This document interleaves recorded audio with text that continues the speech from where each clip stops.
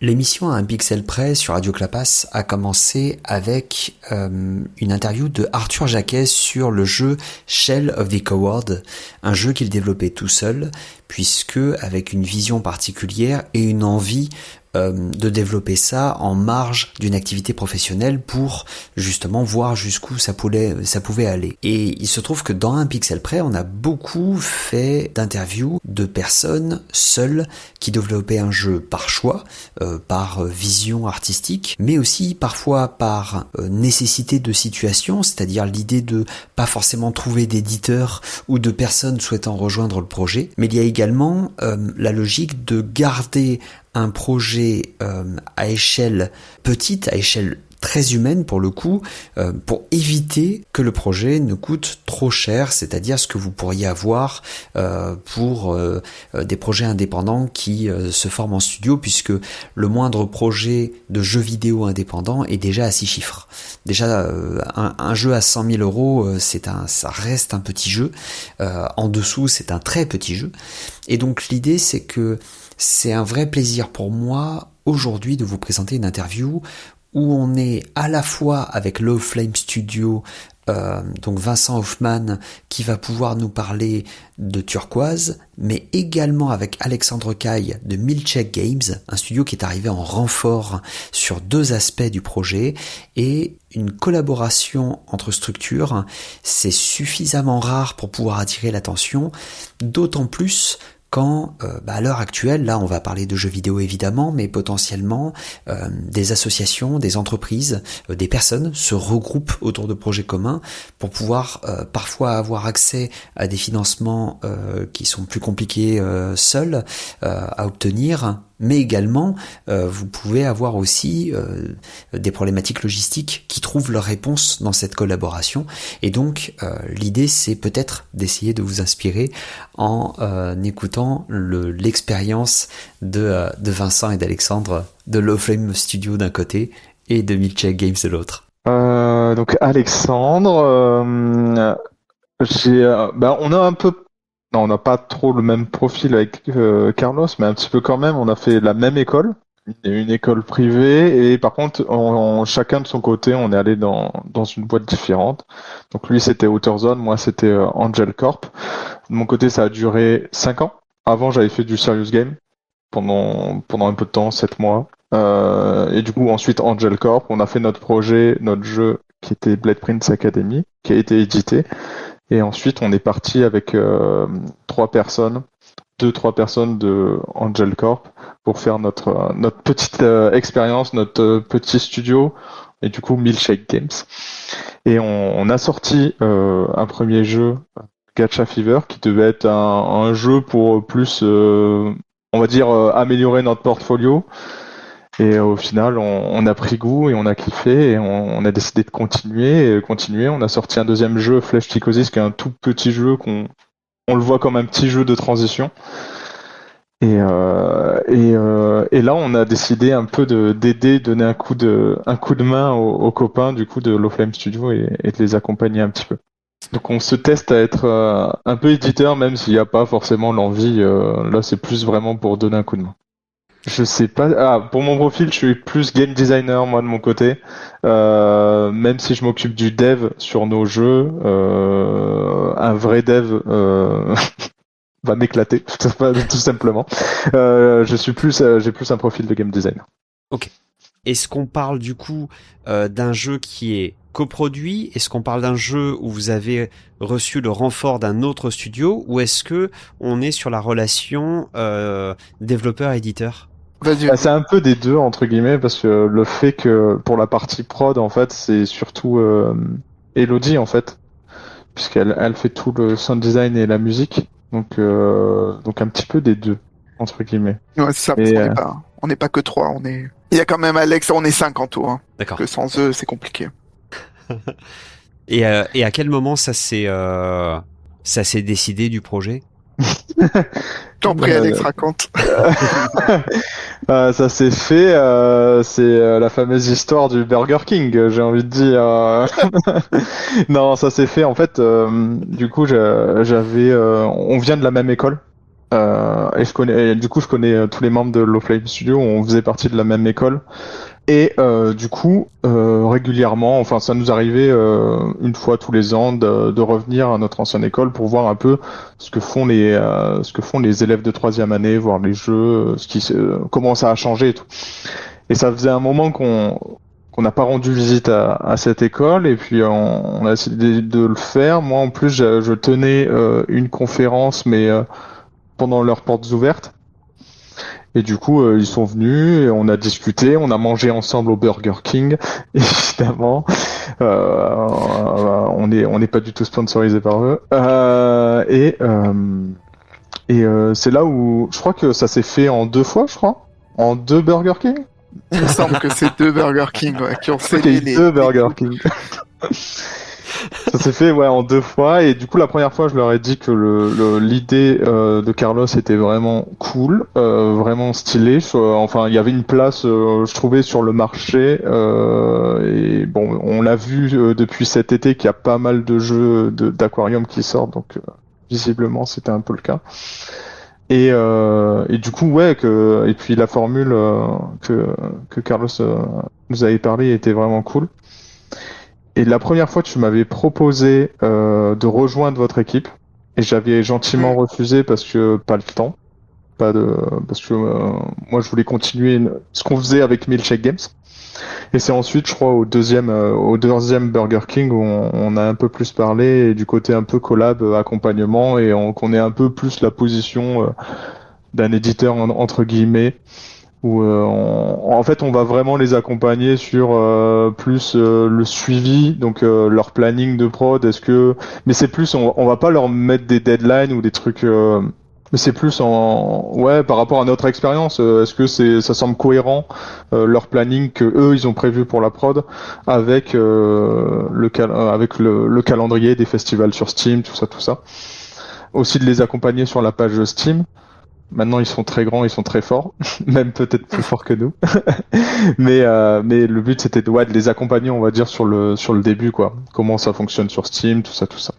Et du coup, Elodie, elle, en fait, on va pas parler de contrat, de tout ça, mais en gros, on a 2 contrats, entre guillemets, différents. On a un contrat, du coup, qui équivaut plus à le côté édition, donc Milkshake avec Low Flame Studio, pour tout ce qui est édition entre guillemets, et on a un autre contrat qui est plus pour la prod avec Elodie sur le sound design et la musique. Là, par exemple, il y a ce côté que Milkshake Games travaille en parallèle avec sur son propre jeu. À quel point, en fait, ça a été une conversation en interne côté Milkshake Games de dire, bah là, en fait, on va prendre une partie entre guillemets de nos ressources, c'est-à-dire de notre temps de dispo, etc., pour venir justement accompagner un projet. Est-ce que ça a été une discussion compliquée? C'est pour ça au départ j'avais refusé de rejoindre du coup leur projet en tant que vraiment équipe dessus, c'est que c'était pour le temps en fait. Et là j'ai vraiment au début je me souviens au début Carlos ou même Thomas de leur équipe et tout avaient l'impression que j'étais très pessimiste et même négatif, ou j'étais plus en mode vous êtes sûr, vous êtes certain, je vais pas mettre beaucoup de temps et tout, mais c'est plus en mode je voulais être sûr vraiment on voyait vraiment la même chose et que je consacrais pas beaucoup de temps, parce que moi il fallait absolument que j'ai mon temps à moi pour que ce soit de mon côté pour Milkshake, quoi, et aussi pour les prestations que je fais à côté et tout. Donc au début j'avais essayé de prévenir, et bon au final ils étaient vraiment d'accord, et au final qu'on ait la même vision, enfin le même truc en tête. Donc non, ça me prend pas beaucoup de temps. Alors oui, il y a certains mois où ça m'a pris un peu plus de temps que prévu, mais c'est pas grave, hein, c'est pas grave. Globalement, ça me prend vraiment pas beaucoup de temps. Surtout en ce moment, je pense que ça te prend pas mal de temps quand même, hein. Comme on a eu la sortie de la démo et tout, faut être un peu sur tous les fronts, faut communiquer un peu partout, donc. Ouais, mais c'était plus cet été. Là, vraiment, ça va mieux. En vrai, globalement, ça va. Y a pas de problème. Vraiment, ça me prend vraiment pas beaucoup de temps globalement. on a eu justement ce qu'Alexandre nous disait vis-à-vis des milestones, donc du chapitrage du projet avec les livrables, etc. Mais on a entendu parler Alexandre. Est-ce que toi, tu peux nous parler un petit peu de comment Lowflame Studio a vécu justement l'arrivée de Milkshake Games sur la partie production, justement sur cette partie-là. C'est quoi globalement ton retour d'expérience, à quel point ça a apporté ou modifié votre approche du projet? Bah, en vrai, Milkshake est arrivé en même temps, en fait. Parce que le projet a commencé en avril. Je sais plus quand on a signé ensemble. Mais pas longtemps après le début du projet, quoi. C'était... il n'y a pas eu, en fait, de modification, parce qu'on a construit, entre guillemets, le projet ensemble. Et de toute façon, avant de partir sur le projet, moi j'avais déjà planché sur un document où j'avais défini le projet, ce que je voulais qu'on fasse dedans, pour vraiment que ce soit clair pour tout le monde. Après, du coup, Milkshake est arrivé et là on en a rediscuté, mais ils étaient assez d'accord avec ce qu'on avait déjà de base. Et du coup, après, non, ouais, même la prod, en fait, au début, on se réunissait à peu près une fois par semaine, je crois, sur Discord pour voir qui faisait quoi, où on était, à quel moment est-ce qu'il y avait eu des soucis et tout. Et là, c'est vraiment en vitesse de croisière où on discute un peu tous les jours par message quand même pour se tenir au courant, mais on est chacun autonome, quoi. Ouais, on va dire on est sur une vitesse de croisière tranquille. On va dire qu'on a eu une petite période de stress cet été où cet été c'était un peu compliqué. Où il y a eu le déplacement de date. Le jeu devait sortir là sur cette. D'ailleurs, il devait sortir là normalement. Ouais. En fait. Et au final, on l'a repoussé. Et ça aussi, avec la page Team, un des moments où on a vraiment servi entre guillemets à quelque chose, où c'était plus en mode, vous êtes sûr là, c'est un peu chaud niveau planning et tout. Et après, ça a duré quand même 3-4 semaines où au début vous étiez pas trop sûr. C'est normal, hein, quand t'es dev, t'as envie, t'y crois et tu penses pouvoir le faire, et en fait, on a pu décaler au bout de 3 semaines, et je pense, au final, c'était le bon choix.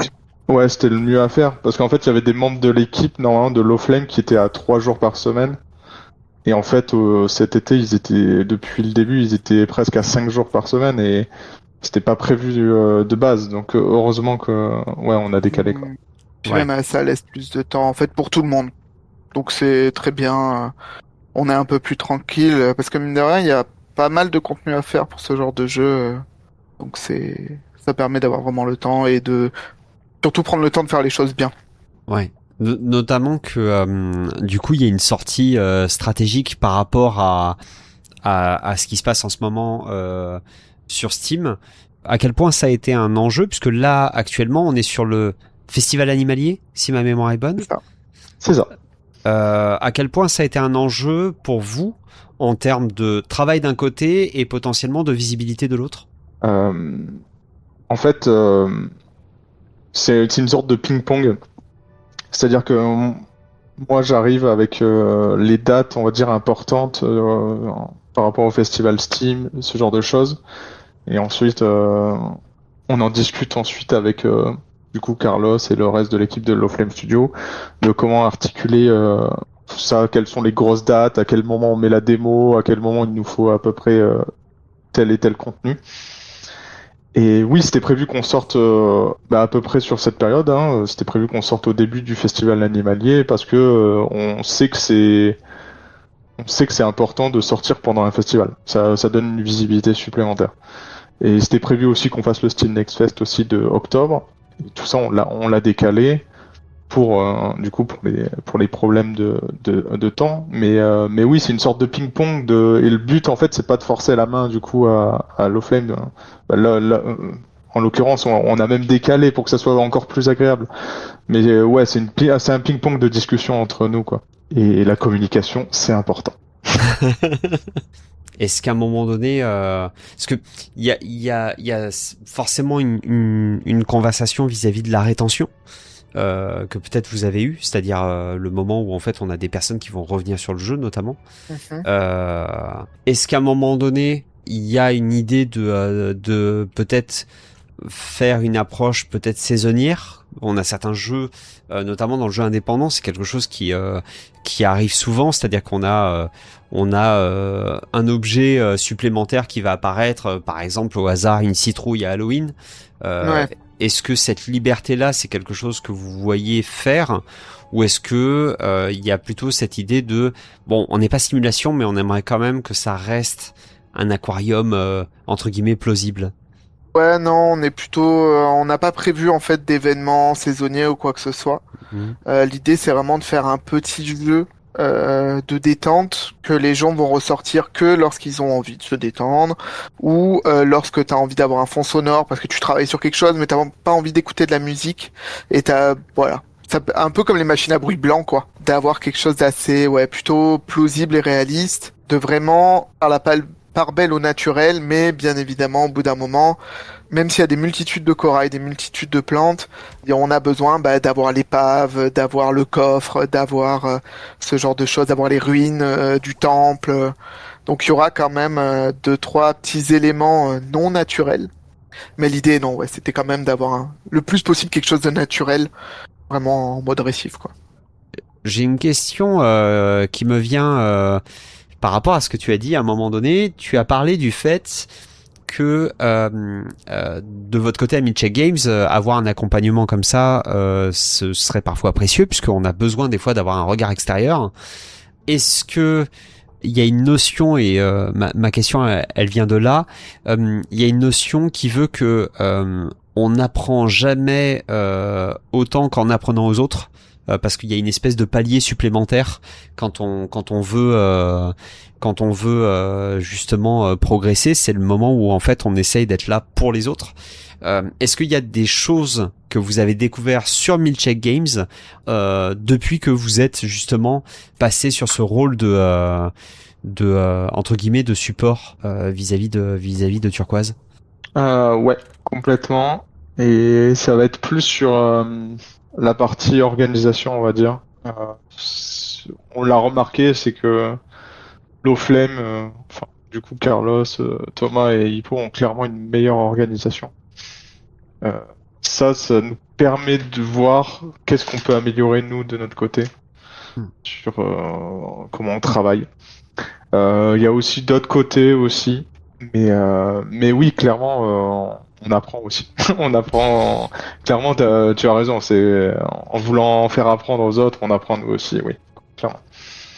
Et ça a eu un impact sur votre projet en cours, ou c'est pas encore quelque chose que tu as ressenti personnellement? Ah oui, déjà. Ouais, si complètement déjà. Même on a parlé avec Elodie et Ilona qui sont du coup. On est à 3 aussi de notre côté chez Milkshake, et ouais, on a pas mal discuté. Et il faut qu'on trouve aussi un moyen d'avoir aussi cette prise de recul, qu'on puisse discuter avec d'autres devs. Bon, forcément, ça peut passer pour le playtest, mais même en amont, vraiment en amont du projet, on pense que ça peut aider, quoi.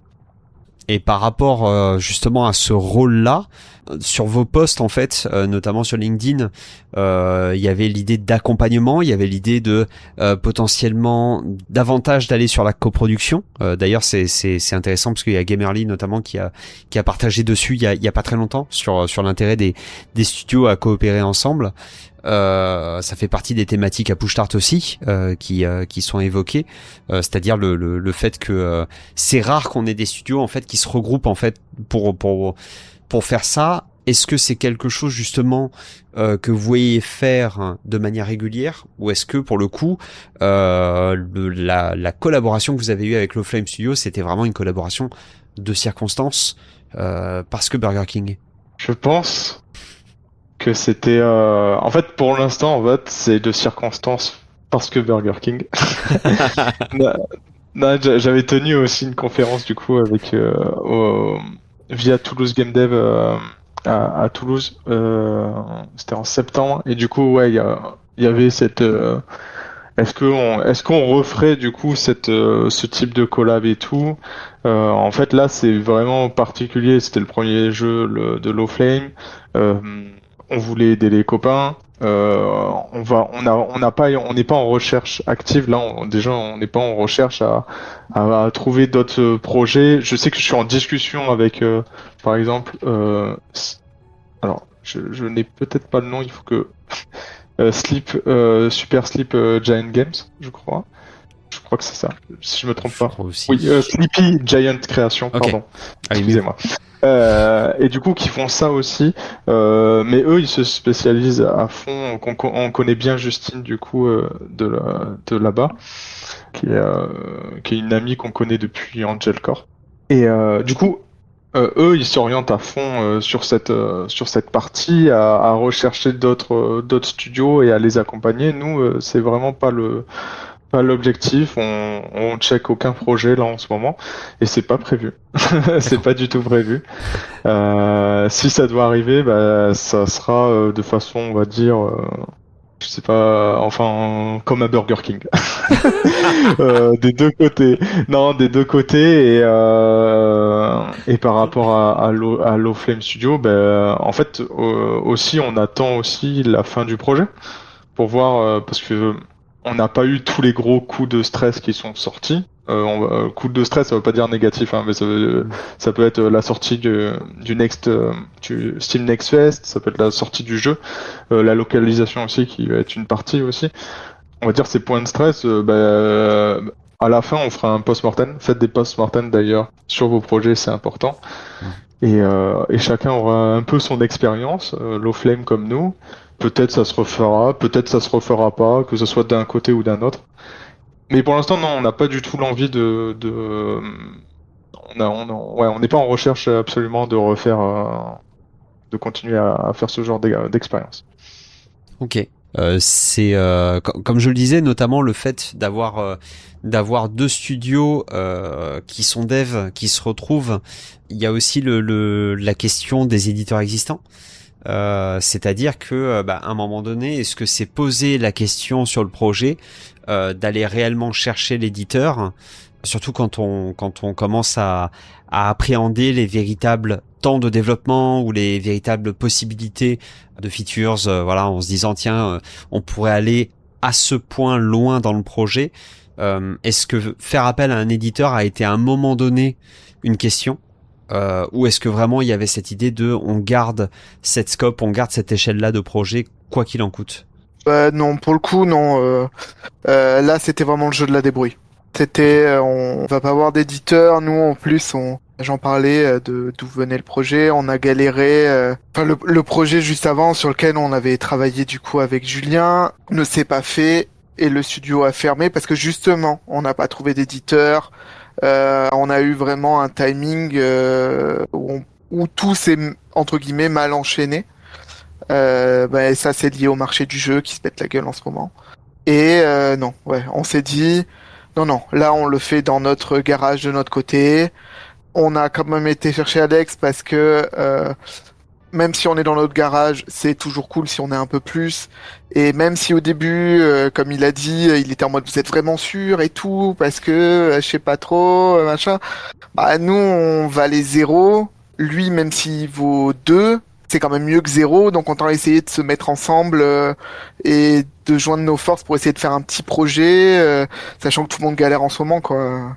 En termes de business model, puisque c'est une question qui va forcément se poser à un moment donné ou à un autre. Est-ce que vous avez envisagé d'avoir vraiment du pay to play, c'est-à-dire voilà, on a un jeu qui est fini, on fait quelques mises à jour et c'est tout, ou est-ce que au contraire il y a une idée d'entretenir le jeu et du coup potentiellement au travers d'extensions payantes? Tu veux répondre, Alex? Non, mais c'est un jeu. Tu le payes une fois et tu y joues et on y réfléchit pour peut-être mettre une mise à jour peut-être mais gratuit. Mais pour ce qui est DLC payant, c'est jamais comment dire. En fait, c'est pas envisageable. Les DLC payants, ça c'est que si t'as vraiment une énorme masse de joueurs qui te suit.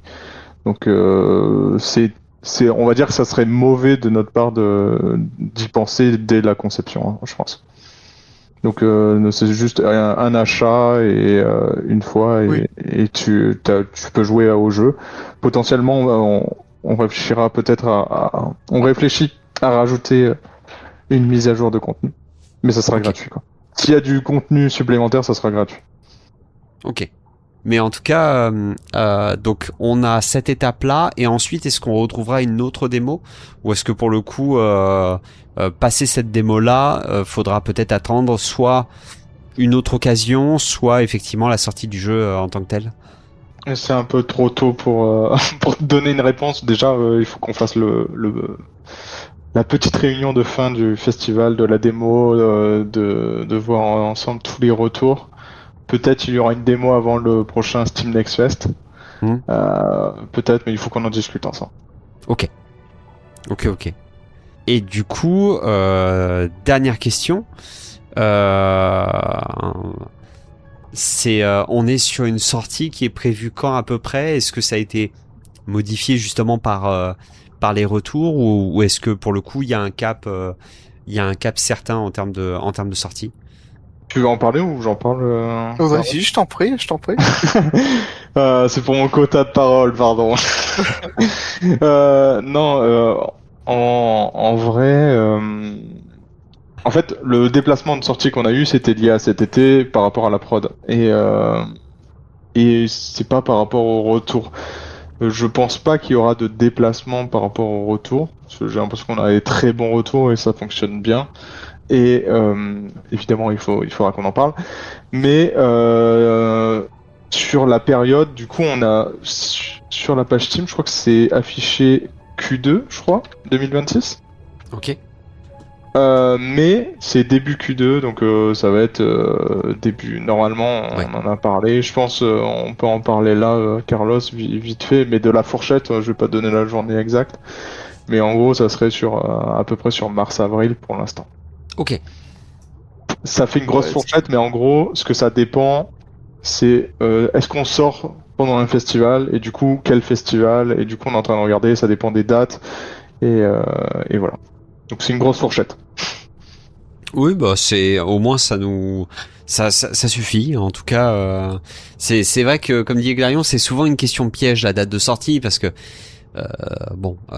surtout quand on vient de sortir la démo, c'est normalement c'est une question qui est très complexe, mine de rien. Ben, Et on a des une fois, idée voilà. précise, mais en fait, est-ce qu'on sort pendant un festival ou non? Et il faut, en fait, cette période, elle est vraiment difficile parce que c'est après le Steam Next Fest, mais ça enquille après avec les promos du printemps. Et sortir un jeu pendant les promos du printemps, c'est pas possible. Oui. Donc voilà, c'est pas clairement défini. Et le jeu sur lequel travaille Mitchell Games, est-ce qu'à un moment donné, on en sait un petit peu plus sur les dates de sortie, les dates de démo, les choses comme ça? Ben, on a fait une démo disponible, on l'a toujours en ce moment, mais on va refaire bientôt une mise à jour pour refaire une démo. Ok. Euh, Là, parce que là, il participe à un festival, donc on a deux jeux qui participent à des festivals, et pour lui, c'est le Shopkeeper des Cozy Games. Mhm. C'est assez spécifique, c'est lié aux boutiques. Mais ce qui va être pas facile pour nous, c'est que les deux jeux sortent à peu près sur la même période. C'est prévu. Ok. Et donc les deux jeux participeront au Steam Next Fest, Ok. au même. Ok. Ça va pas être facile. Ok. Bah écoute, c'est ça va être sympathique. Écoute, si t'as Alors, on besoin va de toucher du renfort, bois, t'hésites on pas. touche du bois. On touche du bois. Ouais, je sens qu'il y a un côté un peu préparez-vous à l'impact. Ouais. Ah oui, oui. Oui, oui. Non, ça va le faire. Ça, pour l'instant, ça. En tout cas, ça augure du bon, c'est chouette. Merci Bah, beaucoup en tout cas, Thomas, pour l'opportunité et tout. C'est vraiment Ouais, cool. merci de l'invite, c'était très cool. Hein. Voilà, donc ils n'ont pas encore tout à fait fini leur périple, puisque sortir deux jeux en même temps pour Milkshake Games vraiment en tant que développeur indépendant et l'autre en tant qu'éditeur indépendant. On leur souhaite bien du courage, également à Love Flame Studio pour pouvoir développer Turquoise, mais en attendant, cette aventure est quand même assez incroyable et on leur souhaite bien entendu le meilleur sur ces sorties-là. En tout cas, c'est des sorties qui vont être à suivre et en attendant, je vous souhaite une superbe fin de journée et je vous dis à bientôt.